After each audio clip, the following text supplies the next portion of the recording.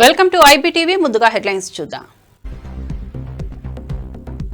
Hitech pharma అభివృద్ధిపై రేవంత్ కీలక ప్రకటన. తెలంగాణ ఫార్మా సిటీకి లిలీ సంస్థతో గౌరవం. హైటెక్ ఫార్మా విప్లవానికి హైదరాబాద్ సిద్ధమని వెల్లడి.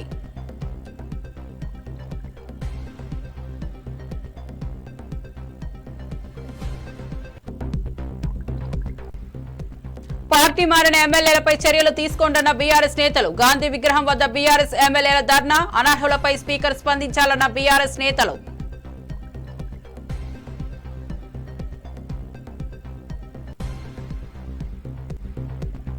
జగన్ మద్యం పాలసీ హానికరమని విమర్శించిన విజయ్ కుమార్. ప్రజా ఆరోగ్యం దెబ్బతీసిన జగన్ పాలనపై విజయ్ కుమార్ ఆగ్రహం. ఆదాయమే లక్ష్యంగా మద్యం పాలసీ నడిచిందన్న విజయ్ కుమార్ తీవ్ర విమర్శ.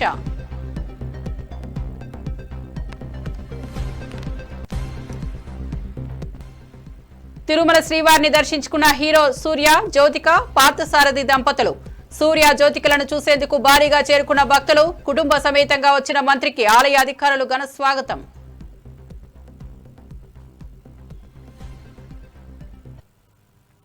ఇక వార్త వివరాల్లోకి వెళ్తే, ఫార్మా రంగంలో విప్లవాత్మక మార్పులను హైదరాబాద్ కు శ్రీకారం చుడుతోందని సీఎం రేవంత్ రెడ్డి తెలిపారు.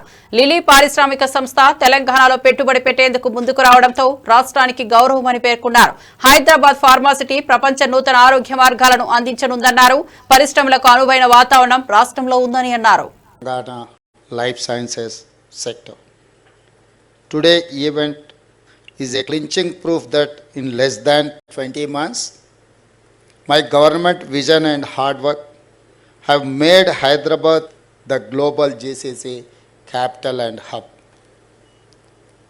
For this, I congratulate Minister Sridhar Babu Garu, Jayesh Ranjan, Sanjay Kumar, Shakti Nagappan, Ajit Reddy, and all officers who have made this happen. This is an important step towards achieving the Telangana Rising 2047 vision. Our plan is, we wanted to reach within 10 years $1 trillion economy. 2047, we wanted to reach $3 trillion economy. Government of India is focusing on 2047 for $30 trillion economy. I wanted to contribute from my state 10% of the Indian economy with your support.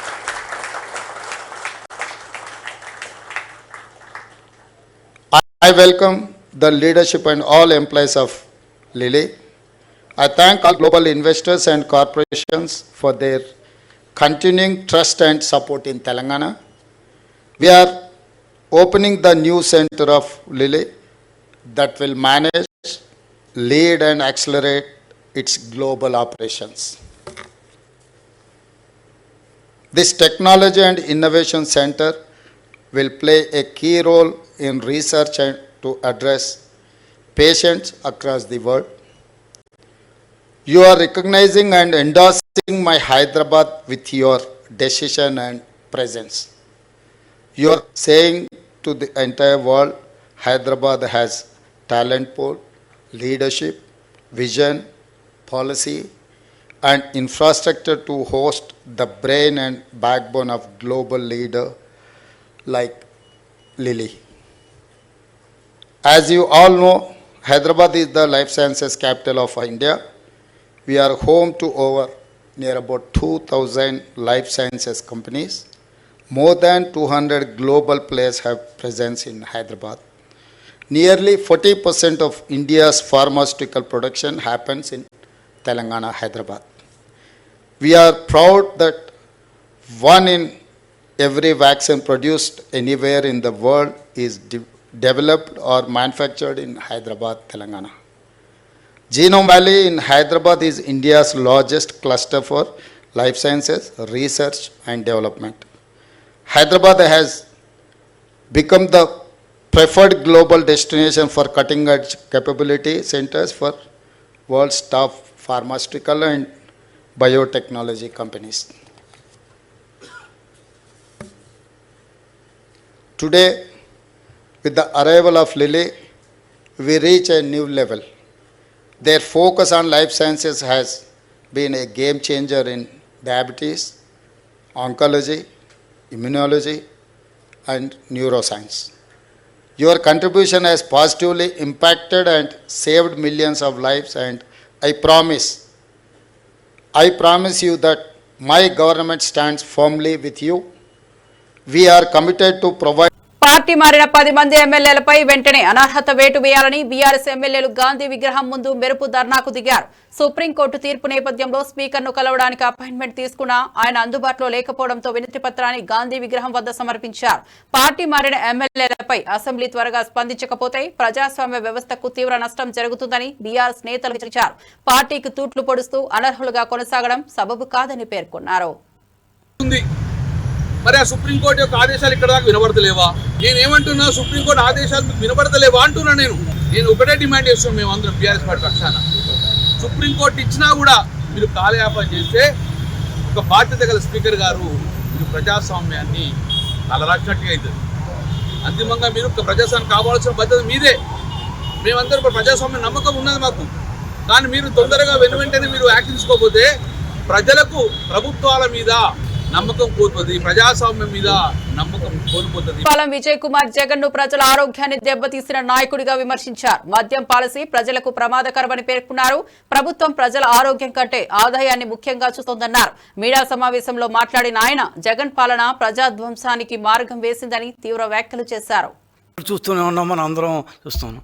కానీ ఈ 5 సంవత్సరాల liquor scam కావచ్చు, ఆరోగ్యంతో ఆటలాడుకున్న దాన్ని ఉంటారు విధం కావచ్చు, లేదా ఒక ముఖ్యమంత్రి స్థాయిలో ఉండి ప్రజల ఆరోగ్యంతో ఆటలాడుకున్న ముఖ్యమంత్రిగా జగన్ నిలిచిపోయే చరిత్ర సృష్టించిన విధం కావచ్చు, ఇవన్నిటినీ పక్కన పెడితే అసలు ఈ సంవత్సరంలో తెలుగుదేశం పార్టీ కొత్త పాలసీని ఏ విధంగా తెచ్చింది? అసలు ఆరోగ్యపరంగా లిక్కర్ తాగితే ఆరోగ్యం చెడిపోతున్నది ప్రతి ఒక్కరిదే, దాన్ని ఎవరో కాదంటమే లేదు. కానీ దాన్ని ఒక మోతాదుకు మించకుండా కొంత నాణ్యమైన లిక్కర్ తీసుకుంటే కొంతవరకు ఏదో పొద్దు నుంచి పనిచేయవచ్చు, కొంత స్వాంతనం పొందుతారు అనే అది కూడా తప్పే కావచ్చు.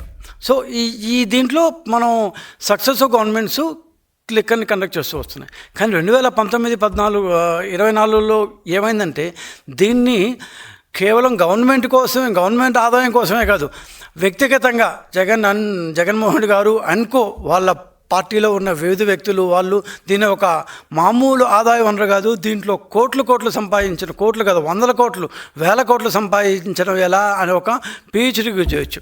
సరే, అది మనం రోజు చూస్తున్నాం ఏ విధంగా సంపాదిస్తున్నారు, అది కోర్టులో ఉంది. ఇప్పుడు మనం దాని గురించి మాట్లాడితే కూడా ఇట్ విల్ బికమ్ సబ్జెక్టివ్స్. సో కోర్టులో ఉంది, కోర్టు దాన్ని తెలుస్తుంది. కోర్టు నిజంగా సుప్రీంకోర్టు కావచ్చు, హైకోర్టు కావచ్చు, చాలా నిర్దిష్టంగా చాలా దాన్ని ఉంటారు పకడ్బందీగా ఈ కేసుని చూస్తున్నారు. కాబట్టి మనకు ఎలాంటి సందేహం అక్కర్లేదు. ఖచ్చితంగా ఈ ఆరోగ్యం అనేది ఇంతో ఆటలాడుకున్న వాళ్ళు దానికి తగిన పనిష్మెంట్ అనుభవించిన ఖాయం.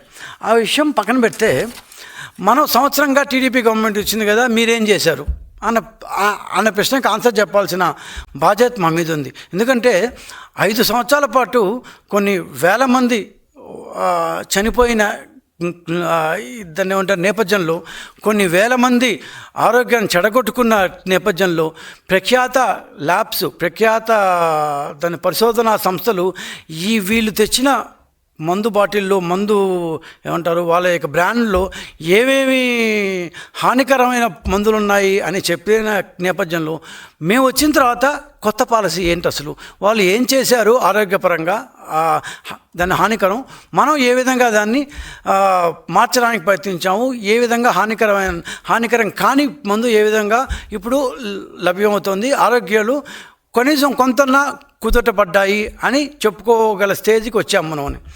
ఇది చెప్పే ముందు మన రాష్ట్రం కాదు, పక్క ఉన్న కర్ణాటక రాష్ట్రం యొక్క ఎక్సైజ్ కమిషనర్, IAS ఆఫీసర్ ఆయన, ఎక్సైజ్ కమిషనరు కోలార్ జిల్లా అంటే చిత్తూరు పక్క ఉన్న కోలార్ బీసీల కోసం నిజమైన పోరాటం చేయాలంటే ఎమ్మెల్సీ కవిత తన తండ్రి కేసీఆర్ తో కలిసి ఢిల్లీలో నిరాహార దీక్ష చేయాలని ఎమ్మెల్యే ప్రభుత్వ విప్ ఆది శ్రీనివాస్ సూచించారు. దేవుడి చుట్టూ ఉన్న దయ్యాలు ఎవరో కవిత చెప్పాలని విమర్శించారు. నిరాహార దీక్షకు ముందు అతమ ఆశీర్వాదం తీసుకోవడం వెనుక కారణం ఏమిటో స్పష్టం చేయాలన్నారు. కేసీఆర్ తో కలిసి ఢిల్లీలో కవిత ధర్నా చేస్తేనే బీసీల కోసం నిజమైన పోరాటమని నమ్మకం కలుగుతుందని చెప్పారు. ఈ వ్యాఖ్యలతో బీఆర్ఎస్ అంతర్గత విభేదాలు మరింత బయటపడుతున్నాయి. కల్వకుంట్ల కవిత గారు, మీరు ఎందుకోసం దీక్ష చేస్తున్నారు? హైదరాబాదులో దీక్ష చేస్తే ఎవరికి లాభం? మీరు ఏ హోదాతో ఈ దీక్ష చేస్తున్నారు? ఈ దీక్షకు మీ పార్టీ భారతీయ రాష్ట్ర సమితి అనుమతి ఉందా? హైదరాబాద్లో దీక్ష చేయడం వల్ల ఎవరికి లాభం? బీజేపీకా? సమాధానం చెప్పాల్సిన అవసరం ఉంది. ఢిల్లీలో దీక్ష చేయడానికి, ధర్నా చేయడానికి మీకెందుకు అంత భయం? ఈ దీక్ష కంటే ముందు మీ తండ్రి గారి, తల్లి గారి, అన్నగారి ఆశీర్వాదం ఎందుకు తీసుకోలేరు? మీ తండ్రి గారు రాజకీయ పరంగా మీ తండ్రి గారితో మీరు ఉన్నతమైన స్థానానికి వచ్చిన సందర్భంలో మరి మీ తండ్రి గారి ఆశీర్వాదం, తల్లి గారి ఆశీర్వాదం, అన్నగారి ఆశీర్వాదం కాకుండా మీ అత్తామామల ఆశీర్వాదం తీసుకొని పోవడానికి గల కారణాలు ఏంటి? మిమ్మల్ని అణచివేతకు గురి చేస్తున్నటువంటి మీరు అంటున్నారే, నా అణచివేతకు గురి చేస్తున్నారు పెద్ద లీడర్ అని. ఎవరు ఆ పెద్ద లీడర్? మిమ్మల్ని అణచివేస్తున్న పెద్ద లీడర్ ఎవరు? ఇంతకుముందు మీరు అన్నట్టుగా దేవుడి చుట్టూన్న దయ్యాలు ఎవరు? ఎందుకు ఈ అంశంలో ఈ దీక్ష డ్రామాలని అడుగుతా ఉన్నా. ఇంతకుముందు అనేక సందర్భాల్లో మా బీసీలకు సంబంధించినటువంటి 42% బీసీ రిజర్వేషన్ల సాధన కోసం ధర్నా చౌక్ లో 72 గంటల నిరాహార దీక్ష చేపట్టనున్నారు. బీసీ నేతలు, సంఘాల ప్రతినిధులు ఈ దీక్షలో పాల్గొంటున్నారు. సామాజిక న్యాయం, రాజకీయ ప్రాతినిధ్యం కోసం బీసీలకు న్యాయం కావాలని కోరుతూ ఈ దీక్ష చేపడుతున్నారు. కేంద్ర ప్రభుత్వ నిర్లక్ష్యాన్ని ప్రశ్నించేందుకు ఈ దీక్షను చేపడుతున్నామని నిర్వాహకులు తెలిపారు. రాష్ట్ర వ్యాప్తంగా బీసీ సంఘాలు దీక్షకు మద్దతు ప్రకటించాయి. అటువంటి చారిత్రక పోరాటంలో భాగస్వామ్యం పంచుకోవడానికి అనేక మంది వచ్చిండ్రు. వారందరికీ కూడా పేరు పేరున హృదయపూర్వకంగా ఉద్యమాభివందనాలు తెలియజేస్తా ఉన్నాను. ఇవాళ ఇందిరా పార్క్ దగ్గర ఇంతమందిని చేరి నిరసన తెలపాల్సినటువంటి అవసరం ఏమొచ్చిందో ఒకసారి ఆలోచించుకోవాలి. ఇంతమంది ఇక్కడికి వచ్చి మన పనులను పక్కకు పెట్టి, మన కుటుంబాలను పక్కకు పెట్టి, మన అన్ని అత్యవసరమైనటువంటి పనులన్నీ పక్కకు పెట్టి ఎందుకోసం ఇందిరా పార్క్ వచ్చినామో ఒకసారి ఆలోచన చేసుకోవాలి. ఇవాళ ఇక్కడ ఉన్నటువంటి ప్రతి ఒక్కరికి కుటుంబాలు, పిల్లలు, బాధ్యతలు అన్నీ ఉన్నాయి. అది జాగృతి కార్యకర్తలు కావచ్చు, యూపీఎఫ్ నాయకులు కావచ్చు, తరలి వచ్చినటువంటి విద్యార్థులు కావచ్చు, అందరికీ కూడా పర్సనల్ బాధ్యతలు ఉన్నాయి. అయినా ఇక్కడికి ఎందుకు వచ్చినాం? ఏం పట్టుదలత కోసం వచ్చినాం? ఏం పంతంతో వచ్చినాం? ఎందుకు పిడికిలు బిగించి ఇంతమంది ముందుకు వచ్చినాం అన్న విషయం చాలా సీరియస్ గా ఆలోచన చేసుకోవాలి. ఇవాళ తెలంగాణ రాష్ట్రం వచ్చిన తర్వాత సబ్బండ వర్ణాలు, సబ్బండ వర్గాలు అందరం కూడా సంతోషంగా బాగుండాలనే తెలంగాణ తెచ్చుకున్నటువంటి తెలంగాణలో అనేక మంచి పనులు చేసుకున్నాం. ఇంకా చేసుకోవాల్సిన పనులు కూడా ఎన్నో ఉన్నాయి. మరి ఆర్థికంగా, సామాజికంగా, రాజకీయంగా అన్ని వర్గాలు బాగున్నప్పుడే తెలంగాణ బాగుంటుందనేటటువంటి బలమైన విశ్వాసాన్ని కూడా మనందరం కలిగి ఉన్నాం. ఇక్కడ ఉన్న వాళ్ళు ఎవరు కూడా మామూలు మనుషులు కాదు. ఒక్కొక్కరు ఒక్కొక్క చిచ్చర పిడుగులు. ఎందుకంటే ఇక్కడ ఉన్న ప్రతి ఒక్కరు కూడా వేలాది మందిని కిందకెళ్లి ప్రభావితం చేయగలిగేటటువంటి నాయకులు, కార్యకర్తలే ఇక్కడ ఉన్నారు. మరి అలా ఏం పంతంతో ఇక్కడికి వచ్చినాం? మనం తెచ్చుకున్న తెలంగాణలో ప్రతి ఒక్కరికి రాజ్యాధికారంలో వాటా రావాలి, ప్రతి ఒక్కరికి ఆర్థిక అవకాశాలు రావాలి, ప్రతి ఒక్కరికి సమాజంలో గౌరవం దక్కాలి. సమాజంలో సగభాగం బీసీలు ఉన్నారు. మరి సగభాగం ఉన్నటువంటి బీసీలకు రాజకీయంగా సమ ప్రాధాన్యత దక్కాలనేటటువంటి ఉక్కు సంకల్పంతోనే ఇవాళ పిడికిలు బిగించి మనందరం ఇక్కడికి రావడం జరిగింది. గత కొన్ని నెలలుగా మనం ప్రభుత్వం వెంట పడుతున్నాం. మీరు కామారెడ్డి డిక్లరేషన్లో చెప్పినట్టుగా పాటించాలే, బీసీలకు న్యాయం చేయాలని కోరుతా ఉన్నాం. తెలంగాణ జాగృతి, యునైటెడ్ పూలే ఫ్రంట్ మన యొక్క ఉద్యమాల ఒత్తిడితోని ఇవాళ అసెంబ్లీలో 2 బిల్లులు పాస్ అయినాయి. సావిత్రిబాయి పూలే గారి జయంతిని అఫీషియల్గా ఉమెన్స్ టీచర్స్ డేగా ప్రకటించారు.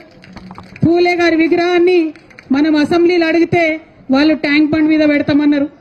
ఒక్కొక్కటి ముందడుగు పడుతున్నది.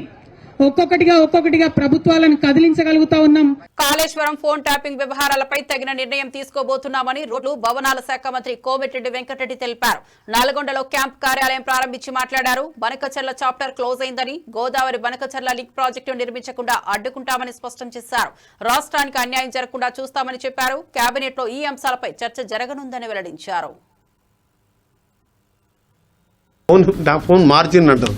నా ఫోన్ 26 ఏళ్ళకి అదే ఫోన్ ఉన్నది. ఫోన్లు ఎక్కువ వస్తాయి కాబట్టి పిఏ ఎత్తుంటాడు, కొన్ని ఫోన్లు నేను ఎత్తుంటా. ఎవరు కాంగ్రెస్ పార్టీలో ఇది ఇండివిజువల్, ఇది ఓనర్షిప్ పార్టీ కాదు, జాతీయ పార్టీ. ట్యాపింగ్ గీపింగ్ ఉండదు ఇక్కడ. బనకచెర్ల కట్టనీయం, పోతిరెడ్డిపాడు, దాని మీద కూడా పోరాటం చేస్తాం. మా తెలంగాణ తెచ్చుకున్నదే మా నీళ్లు నిధులు నియమాలు. ఎవరితోని భయపడేలేదు, ఎవరికైనా పోరాటం చేస్తాం. ఎందుకు ఇప్పుడు కేంద్రం ఎందుకు వెనుకడుగేసింది? మా భయంతోనే బనకచెర్లు మొత్తం రద్దు చేసింది. నిన్న అనిల్ కుమార్ యాదవ్ ప్రశ్నకు రాజ్యసభలో క్లియర్ కట్ ఆన్సర్ వచ్చింది. ఆ కారులో ఉన్నది ఇప్పుడే తెప్పించిస్తా. బనకచెర్ల రద్దు లేదు, అసలు ప్రతిపాదనే లేదు, మేము ఒప్పుకోమని చెప్పి కేంద్ర జలశక్తి మంత్రి రిప్లై ఇచ్చింది మా రాజ్యసభ ఎంపీ అనిల్ కుమార్ యాదవ్ గారు. సో దాని చాప్టర్ క్లోజ్. తెలంగాణ రాష్ట్రం పెట్టుబడులకు, పరిశ్రమల స్థాపనకు అనుకూలమైన వాతావరణం కలిగిన రాష్ట్రమని ఐటీ శాఖ మంత్రి శ్రీధర్ బాబు తెలిపారు. పారిశ్రామికవేత్తలకు పూర్తి స్థాయిలో సహకారం అందించేందుకు ప్రభుత్వం సిద్ధంగా ఉందన్నారు. పెట్టుబడులకు కావలసిన మౌలిక వసతులు, అనుకూల విధానాలు రాష్ట్రానికి ప్రత్యేక గుర్తింపునిస్తున్నాయని చెప్పారు. Like Lilly, shape not just products, but with a purpose for ultimate care. And we have all the global giants present over here. This is also a point where I mentioned to Mr. Rao then 1.5 years back. We have every global company over here now joining this companies is LA Lilly, and we welcome you again for this, where you will bring more value to our ecosystem. And in terms of medtech, we are literally seeing about what we would like to see, that a 360-degree medtech engine has to be driven. And it should be our Hyderabad and our Telangana should be a launch pad for the global value. Now I would like to say that with the Honorable Chief Minister's vision, and many a time we have put to criticism too, but we went on doing things in our own way, trying to create confidence in our investors, in our partners, and we made it possible. And Chief Minister was so emphatic that we will be investment friendly, we will be industry friendly, and whatever may come, we will handhold you to see that you will grow along with us. In exactly 24-25, I would like to mention here, the state added about 70 new global capability centers in a year, with a target of 100 plus in this year of 25-26. This signifies our Hyderabad, the next frontier for R&D, regulatory and commercial scale innovation in a seamless value chain. And thanks to all efforts made by our techies over here, which made it possible. And between TDP కూటమి పాలనలో రైతుల పరిస్థితి దయనీయంగా మారిందని విమర్శలు వెల్లువెత్తుతున్నాయి. Input subsidy లేకపోవడం, crop insurance కలగకపోవడం, వర్షాభావం వల్ల పంటలు నష్టపోవడం అన్ని రైతులపై భారమయ్యాయి. శ్రీశైలం నిండినా రాయలసీమకు నీరు విడుదల చేయకపోవడం, కూలీల వలసలు పెరగడం వంటి పరిస్థితులు కనిపిస్తున్నాయని రైతు సంఘాలంటున్నాయి. ప్రభుత్వం ప్రత్యామ్నాయ పంటల సాగుపై దృష్టి పెట్టకపోవడం కూడా ప్రశ్నార్థకమైంది. ఏం చేయాలని చెప్పేసి ఒక కంటింజెన్సీ ప్లాన్ కూడా తయారు చేసుకునే దయనీయ పరిస్థితుల్లో కూడా ఈ ప్రభుత్వం కానీ ఈ జిల్లాలో అధికార పార్టీ ప్రజాప్రతినిధులు అందరూ కూడా ఉన్నారు. నిమ్మకు నీరెత్తినట్లు వివరిస్తున్నారు. కాబట్టి ఈరోజు వైఎస్ఆర్ కాంగ్రెస్ పార్టీ తరఫున మరీ ముఖ్యంగా ఈ పరిస్థితిని వివరిస్తూ మరి అక్కడెక్కడ అవకాశాలు ఉన్న చోట బోర్ల కిందనో లేకపోతే హెచ్ఎల్సీ కిందనో లేకపోతే హంద్రీ నీవా కిందనో ఈరోజు వరి కానీ పత్తి కానీ మొక్కజొన్న కానీ ఇటువంటి పంటలు వేసుకుంటే పంటల కోసమే ఏదైనా యూరియా అనేది కూడా తీసుకోవాలన్నా డిఏపి కావాలన్నా కూడా దొరకలేని పరిస్థితి. ఓ రోజు ప్రభుత్వం ఏమో పెద్ద ఎత్తున ప్రకటనలు ఇస్తుంది, డిఏపి కొదవలేదు, యూరియా కొదవలేదని. కానీ ఈరోజు ప్రైవేటు వ్యాపారస్తులు కుమ్మక్కై అధికారులతో కూడా కుమ్మక్కై ఈరోజు యూరియా అనేది దొరకని పరిస్థితి. ఒక్కొక్క యూరియా మీటర్ 265 అనేది కూడా ఈరోజు ప్రైజ్ అనేది ఉంటే 50 రూపాయల నుంచి 150 రూపాయలకు అదనంగా కూడా, అంటే 350 నుంచి 370-80 రూపాయల వరకు కూడా అదనంగా వసూలు చేసుకొని కూడా ఇస్తున్నారు. డిఏపి అనేది కూడా దొరకడం లేదు. కానీ ప్రైవేట్ వ్యాపారస్తుల దగ్గర పోతే మేము చెప్పిన కాంప్లెక్స్ ఎరువులు కొంటే మాత్రమే యూరియా ఇస్తామని చెప్పి కండిషన్లు పెట్టి ఈరోజు సతాయిస్తున్నా కూడా ఎక్కడ కానీ వ్యవసాయ అధికారులు కూడా వారితో కుమ్మక్కైనారు. కానీ ఈ జిల్లాలో ఎక్కడ కానీ లేకుండా పరిస్థితి కూడా ఈరోజు కూడా ఉంది. అలాగే గత సంవత్సరానికి ఇవ్వలేదు, ఇతరు కూడా ఎక్కడ కానీ ఇవ్వలేని ఆదుకోలేని పరిస్థితుల్లో ఉంది. ఈరోజు తుంగభద్ర డ్యాము పొంగి పొర్లిపోతూ ఉంది దాదాపుగా 1 నెల నుంచి కూడా. శ్రీశైలం ప్రాజెక్టులో కూడా నీళ్ళన్నీ కూడా సముద్రం పాలవుతున్నాయి. నీళ్ళేమో వచ్చినాయని చెప్పి పెద్ద పెద్ద ప్రకటనలు. ఈరోజు ముఖ్యమంత్రి గారే కర్నూలులోనూ చేసేసి గతంలో కంటే కూడా ఎక్కువ నీళ్లు తీసుకొస్తామని చెప్తా ఉన్నా కూడా. పాలమూరు రంగారెడ్డి ప్రాజెక్టు 90% పూర్తయినప్పటికీ మిగిలిన పనులు జరగకపోవడం కాంగ్రెస్ సర్కార్ కక్ష సాధింపే నిదర్శనమని మాజీ మంత్రి ఆరోపించారు. ప్రజలకు నీటి కల్పన, సాగు అవసరాల కోసం ప్రాజెక్టు పూర్తి చేయాల్సిన అవసరం ఉందన్నారు. ప్రాజెక్టును ప్రాధాన్యతతో తీసుకోవడం రాజకీయ ఉద్దేశమని విమర్శించారు. మునిగిపోతే పంపౌజు మునిగిపోతే కనీసం ఇరిగేషన్ మంత్రి గారు పక్కకెంచిపోయింది కానీ దిగి చూద్దామని కూడా చూడలేదు. అది చిత్తశుద్ధి అనేది. సంబంధించిన శాఖ మంత్రి కనీసం దాన్ని పట్టించుకోలేదు. ఎస్ఎల్బిసిలో ఇప్పటికి కూడా శవాలు బయటకు తీయలేకపోయారు. ఏ అనుమతితో మళ్ళీ మీరు ప్రారంభించారు? ఏ కమిషన్ల గురించి ఆ పనులు స్టార్ట్ అయినాయి? బయట చెప్పుకుంటే సిగ్గు అవుతుంది. కనీసం చనిపోయిన శవాలు ఇంతవరకు ఇన్ని రోజులు తీయలేకపోయానంటే ఎంత అసమర్థత అది. ఒక రివ్యూ అనేది చేస్తుందా? కొడంగల్కు మళ్ళీ సపరేట్ మన ఏది ఎక్కడ కాలువ లేకుండా డైరెక్ట్గా నీళ్ళు తీసుకెళ్తున్నారు. మరి అదేమైనా పనులు స్టార్ట్ అయినాయా? పోనీ ఎక్కడన్నా అది కూడా మా జిల్లాలో అయింది అనుకున్నాం. కనీసం ఆ 2 నియోజకవర్గాలకు నీళ్ళు వచ్చినా సరే ఏదో వచ్చింది అనుకుంటాం. ఏమైనా స్టార్ట్ అయినాయా పనులు? మేము తెచ్చిన డబ్బులతో లెక్కకు లెక్క ఉంది. ఏం చేస్తామండి ఇది? జిల్లాలో ప్రతి జిల్లాకు ఒక మెడికల్ కాలేజ్ కట్టించుకున్నాం. మేము ప్రతి హాస్పిటల్ డెవలప్ చేసినాం. ఈరోజు మీరు ఏం చేయలేదంటే 12.5 లక్షలకు నీళ్ళు ఇచ్చేటువంటి పాలమూరు లిఫ్ట్ ఇరిగేషన్ కేవలం 10-11% చేస్తే కంప్లీట్ అయ్యేది. మీరు కంప్లీట్ చేయకుండా ఏం చేయలేదంటే ఎవరు నమ్ముతారు? ఈ జూరాల కాలువలో ఎవరు తోయిండ్రు? ఇవాళ 188 చెక్ డ్యామ్లు కట్టినాం మేము. 188 చెక్ డ్యామ్ల కింద ఎన్ని వేల ఎకరాలకు పంటలు పడుతున్నాయి, ఎన్ని గ్రామాలు బాగుపడ్డాయో ఒకసారి చూడండి. మీరెన్ని చెక్ డ్యామ్లు కట్టిర్రు ఈ ప్రభుత్వం వచ్చిన తర్వాత? లక్షల ఎకరాల పంటలు మేము పండిస్తే మీరు ఏం మాట్లాడలేదు. ఇప్పుడు ముఖ్యమంత్రి గారు గతంలో ఈ జలయజ్ఞం కాదు ధనయజ్ఞం అన్నాడు. ఏ హయాంలో? కాంగ్రెస్ ప్రభుత్వ హయాంలోనే. మరి మీరే జలయజ్ఞాన్ని ధనయజ్ఞంగా మార్చుకున్నాడు. ఇవాళ మేము కట్టిన ప్రాజెక్టులనేమో మీకేం కనపడతలేవు.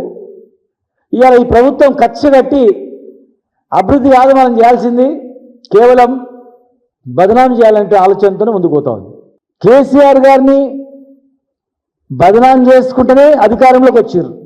అబద్ధపు హామీలతోనే అధికారంలోకి వచ్చారు.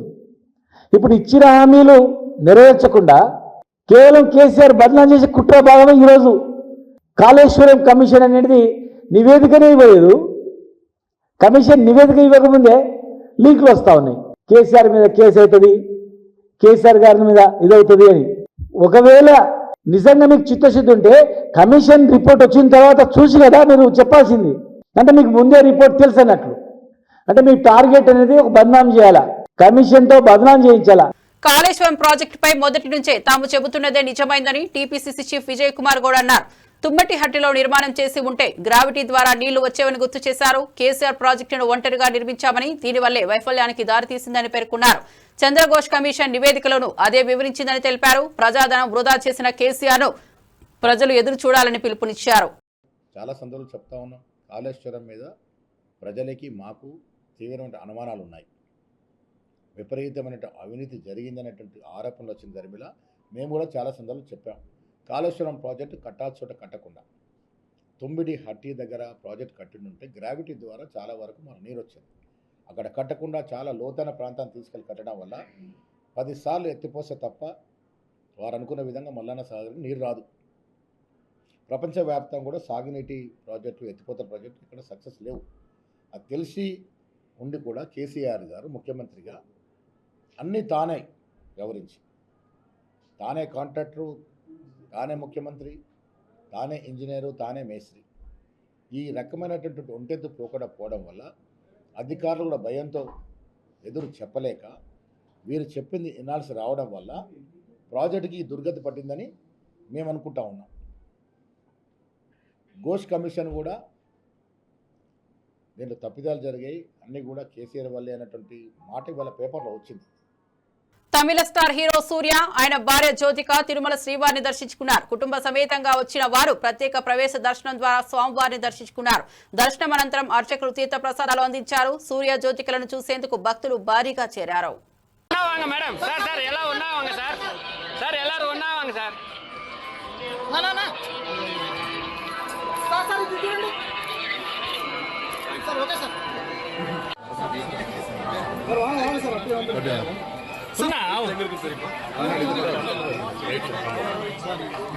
సార్ మేడం మేడం మున్నాలు వాంగ మేడం మేడం మేడం మున్నాలు వాంగ మేడం మేడం సార్ సార్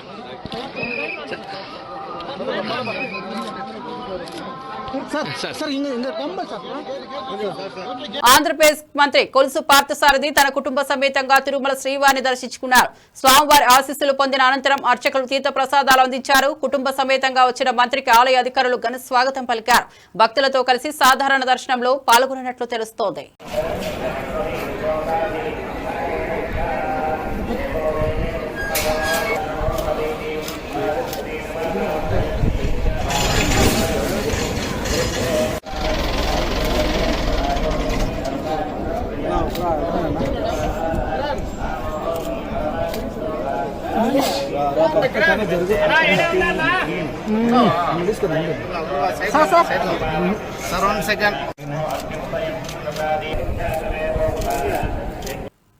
ఇవి బులెటిన్ విశేషాలు. చూస్తూనే ఉండండి IBTV.